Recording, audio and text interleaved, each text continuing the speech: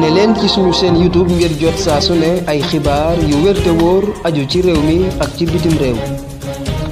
internet yi ñuy bàyyi xel ci seneinfo.net ak Seneinfo International ñu ngi leen nuyu fas yéene defal tënkub xibaar tey vendredi di 21 juillet 2023. Assemblée nationale bu Sénégal démb nag woote nañ projet bi ñuy woowee loi numéro 10 2023 bi nga xam ne nag pour ñu soppi ay dispositions ci lii di article 29 bu constitution jëmale nag ci wàllum élection bu gën caa fës na kon li nga xam ne moom mooy coppi lii di parrainage bi.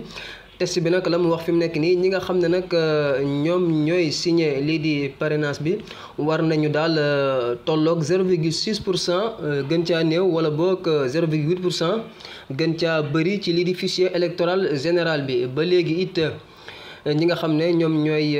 parrainage yi war nañ dëkk ci li nga xam ne moom mooy 7 régions. ba pare it région bu nekk lu ci tollook 2000 au moins par région soxla nañ ko ca ba léegi document bi mu ngi wax ne beneen xeetu parrainage bi moom mooy parrainage yoo xam ne ay élus ñoom ñoo koy def lu ci mel ni ay député nee nañ boobu nag 8% la maanaam kon ay député it mën nañ la parrainer lu toll ci 8% ci li nga xam ne mooy député assemblée nationale yi wala boog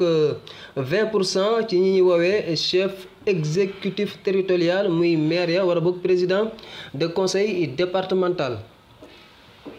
ba léegi dañuy des assemblée nationale démb it adopté nañ woote loi bi nga xam ne moom mooy numéro 11 2023 boobu nag day soppi li nga xam ne kon mooy loi 21 juillet bu 1965 bi nga xam ne nag mooy code de procédure pénale la jëm ci wàllum teg daal ab dispositif boo xam ne kon ay jumtuwaay la ngir kon xeex li nga xam ne moom mooy buxum ak yi ni mel. loolu nag bi ñu ko soppee daal day tax ba li nga xam ne moom mooy cour de répression de l'enrichissement illicite bii di CREI kon dakkal nañ ko fi mu nekk nii kon neenal nañ ko dootul amati dinañu nag taxawal beneen kuréel mu utu ko. préfet bu Dakar moom nag daal dafa tere ab rassemblement boo xam ne ñii di waa F24 dañ ko doon waajal ba suba tey bi fële ca place de la nation ca Colobane moom nag nee na daal ay risque de trouble à l'ordre public maanaam daal indi ay jafe-jafe ci wàllum dem ak dëkku nit ñi wante it daal ay yeneen i jafe-jafe daal yoo xam ne yi ni mel la jëm ci loolu kon moom moo tax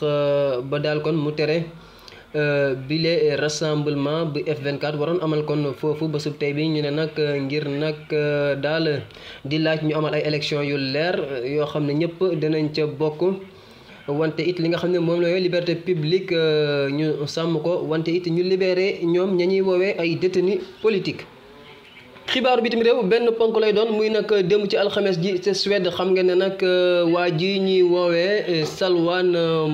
Momika moom nag di ab irakien boo xam ne kon dafa daw làqu foofale ca Suède moom nag moo jël daal lii di ab téere Alxuraan di ko dëggate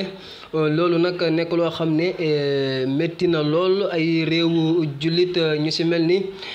kon waa Irak boobu nga xam ne fa la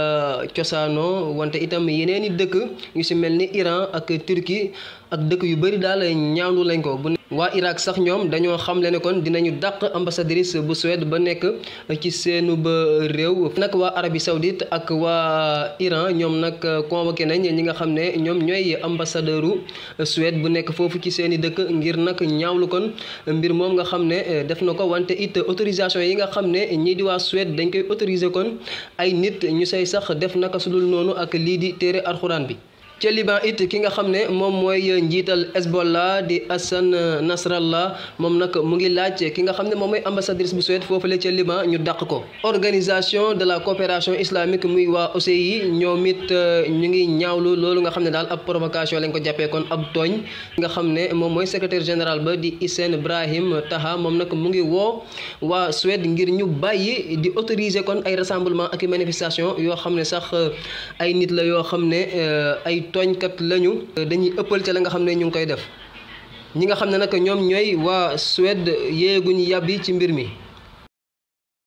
xibaaru sport lañ koy jeexalee gaynde Sénégal bii di Sadio Mané te nag fi mu nekk nii ñuy laam-laamee ab demam fële ca Bayern Munich moom nag nee nañ jot naa déggoog club saoudien bii di Al Nassr nga xam ne nag kii di Cristiano Ronaldo fi mu nekk nii mu nga fa. ñu sukkandikoo nag ci yéenekaay bii di The Athletic ñu ne nag daal ay représentants yu Sadio Mané kon jot nañu sax seq waxtaan ak ñi nga xam ne ñoom ñooy dirigeant yu club saoudien boobu di Al Nassr. journaliste anglais bii di James Benge moom nag xamle na ne sax club bii di Al Nassr ñu nga proposé Sadio Mané lu toll ci 40 millions d'euros ci li nga xam ne kon moom mooy salaire am par at boo ci boolee li nga xam ne moom mooy bonus ya ñu ne loolu nag day ëpp 26 milliards boo ko xaymaa ci franc CFA. loolu nag day tax ba kon Sadio Mané dina nekk ñetteelu joueur bi nga xam ne moom la ñuy fay li gën a baax foofu la ci championnat bu Arabie Saoudite.